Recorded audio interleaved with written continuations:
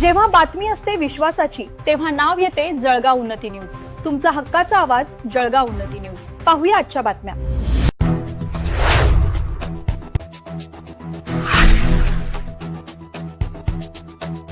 वाळू माफिया गब्बर, घरकुल लाभार्थी मात्र बेघर। अवैध उपसा जोरात, शासनाचे मोफत वाळूचे नियम हवेतच विरले। जळगाव जामोद। एकीकडे नदीपात्रांमधून बेसुमार आणि अवैध रेती उपसा करून वाळू माफिया मालामाल होत आहेत, तर दुसरीकडे स्वतःच्या हक्काच्या घराचे स्वप्न पाहणारे गरीब घरकुल लाभार्थी मात्र वाळू अभावी हलाखीचे जीवन जगत आहेत। शासनाच्या नियमांनुसार घरकुल लाभार्थ्यांना मोफत किंवा सवलतीच्या दरात वाळू मिळणे अपेक्षित असताना प्रत्यक्षात मात्र परिस्थिती अगदी उलटी दिसून येत आहे। प्रशासनाच्या या ढिसाळ कारभारामुळे आणि माफियांच्या मुजोरीमुळे गोरगरिबांचे घरांचे स्वप्न रखडले आहे। शासनाच्या विविध घरकुल योजनांतर्गत गोरगरिबांना हक्काचे घर मंजूर झाले असून त्यांचे बांधकाम सुरू आहे, मात्र वाळूच्या गगनाला भिडलेल्या किमतींमुळे अनेक लाभार्थ्यांना प्रचंड आर्थिक अडचणींचा सामना करावा लागत आहे।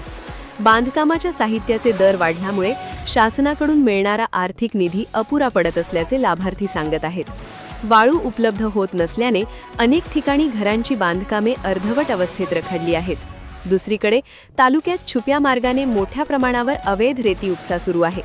हा काळा बाजार राजरोसपणे सुरू असताना घरकुल लाभार्थ्यांना मात्र खासगी विक्रेत्यांकडून चढ्या आणि अव्वाच्या सव्वा दराने वाळू खरेदी करावी लागत आहे। शासनाची मोफत वाळू देण्याची घोषणा फक्त कागदावरच राहिली आहे का, असा संतप्त सवाल आता सामान्य नागरिक विचारत आहेत। या गंभीर परिस्थितीमुळे तालुक्यातील पात्र घरकुलधारकांनी प्रशासनाकडे आक्रमक मागणी केली आहे। तालुक्यातील पात्र घरकुलधारकांची तातडीने यादी तयार करून शासनाच्या धोरणानुसार त्यांना मोफत किंवा नियमानुसार उपलब्ध होणारी वाळू तातडीने वितरित करण्यात यावी, अशी मागणी लाभार्थ्यांकडून होत आहे।